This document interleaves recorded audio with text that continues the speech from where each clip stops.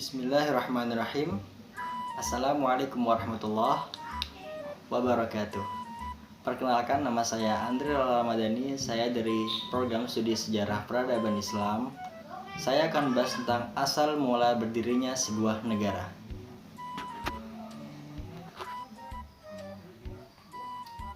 Asal mula berdirinya sebuah negara berdasarkan fakta dan teoritis dibagi menjadi dua, yaitu secara primer dan secara sekunder.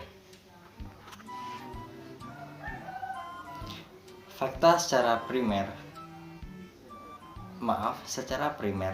terjadi negara secara primer adalah bertahap, yaitu dimulai dari adanya masyarakat hukum yang paling sederhana, kemudian berevolusi ke tingkat yang lebih maju dan tidak dihubungkan dengan negara yang telah ada sebelumnya. Dengan demikian, terjadinya negara secara primer adalah membahas asal mula terjadinya negara yang pertama di dunia. Menurut G. Jelinek, terjadinya negara secara primer melalui 4 tahapan atau 4 fase, yaitu pertama, fase persekutuan manusia, yang kedua, fase kerajaan, yang ketiga, fase negara, dan keempat, fase negara demokrasi dan diktatur. 2. Negara secara sekunder. Terjadinya negara secara sekunder adalah membahas terjadinya negara baru yang dihubungkan dengan negara lain yang telah ada sebelumnya. Berkaitan dengan hal tersebut, maka pengakuan negara lain dalam teori sekunder merupakan unsur penting berdirinya suatu negara baru. Untuk mengetahui terjadinya negara baru dapat menggunakan pendekatan aktual. Pendekatan faktual yaitu suatu pendekatan yang didasarkan pada kenyataan dan pengalaman sejarah yang benar-benar terjadi. Menurut kenyataan sejarah, terjadinya suatu negara karena 1. Penaklukan pendudukan atau okupasi. Suatu daerah belum ada yang menguasai, kemudian diduduki oleh suatu bangsa. Contohnya, Liberia diduduki budak-budak Negro yang dimerdekakan pada tahun 1847.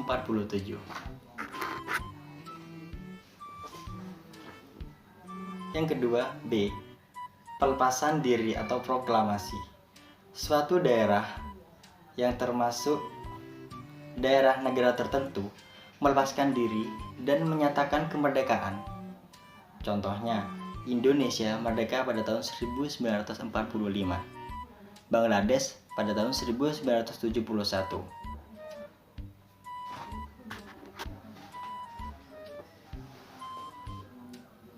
D. Pencaplokan atau penguasaan atau aneksati. Maksudnya adalah suatu negara berdiri di suatu wilayah yang dikuasai oleh bangsa lain tanpa reaksi berarti atau dicaplok. Contoh, negara Israel ketika dibentuk pada tahun 1948 banyak mencaplok daerah Palestina, Suriah, Yordania, dan Mesir. E. Pelenyapan dan pembentukan negara baru. Maksudnya, suatu negara pecah dan lenyap, kemudian di atas wilayah itu muncul negara baru. Contoh, Jerman menjadi Jerman Barat dan Jerman Timur pada tahun 1945.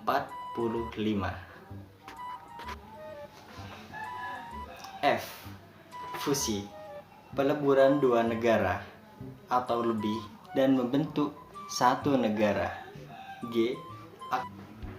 G adalah aksesi atau penarikan.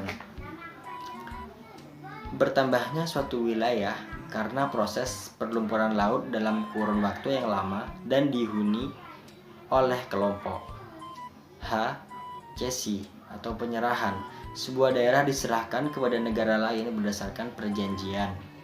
Inovasi adalah suatu negara pecah kemudian lenyap dan memunculkan negara baru di atasnya. J.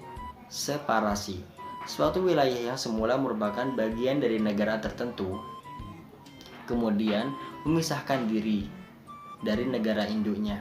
dan menyatakan kemerdekaan. Contoh, Belgia pada tahun 1839 melepaskan diri dari Belanda. Di samping itu, untuk mempelajari asal mula terjadinya negara, yang pertama dapat pula menggunakan pendekatan teoritis, yaitu suatu pendekatan yang didasarkan kerangka pemikiran logis yang hipotesanya belum dibuktikan secara kenyataan.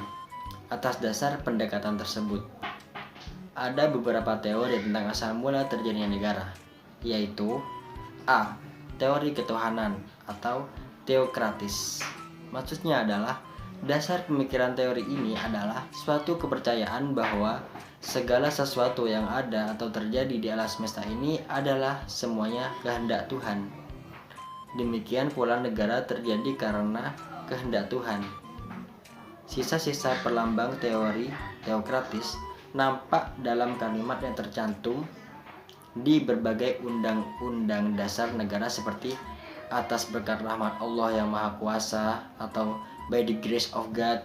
Teori ini dipelopori oleh Augustinus, Friedrich Julius Stahl, dan Krenenburg. B. Teori kekuasaan. Menurut teori ini, negara terbentuk karena adanya kekuasaan, sedangkan kekuasaan berasal dari mereka-mereka yang paling kuat dan berkuasa. Sehingga dengan demikian, negara terjadi karena adanya orang yang memiliki kekuatan atau kekuasaan menaklukkan yang lemah. C. Teori perjanjian masyarakat. Menurut teori ini, negara terbentuk karena sekelompok manusia yang semula masing-masing hidup sendiri-sendiri mengadakan perjanjian untuk membentuk organisasi yang dapat menyelenggarakan kepentingan bersama. Teori ini didasarkan pada suatu paham kehidupan manusia dipisahkan dalam dua zaman, yaitu pranegara atau zaman alamiah dan negara. Teori ini dipelopori oleh Thomas Hobbes. D. Teori hukum alam. Menurut teori ini, terbentuknya negara dalam hukum dengan memandangkan manusia sebelum ada masyarakat hidup sendiri-sendiri.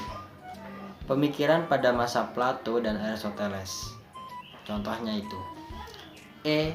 Teori perjanjian manusia. Teori perjanjian manusia menghadapi kondisi alam dan timbullah kekerasan. Manusia akan musnah bila ia tidak mengubah cara-caranya.